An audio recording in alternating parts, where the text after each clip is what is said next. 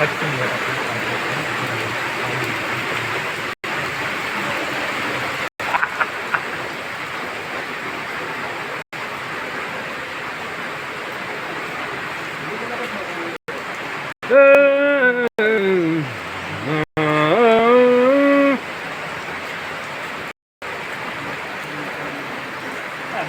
ನೋಡಿ ಜನಗಳೇ,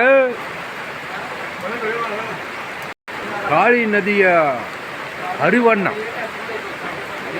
ರಭಸವಾಗಿ ಹರಿಯುತ್ತಿರುವ ಕಾಳಿಯ ನದಿಯ ದಡದಲ್ಲಿ ನಾವುಗಳು ಇವತ್ತು ಟ್ರೆಕ್ಕಿಂಗ್ ಪರ್ಪಸ್ ಬಂದಿದ್ವಿ. ಸುಮಾರು ಮಳೆಯಿಂದ ಹೊಳೆಯೆಲ್ಲ ತುಂಬಿ ಹರಿತಾ ಇದೆ.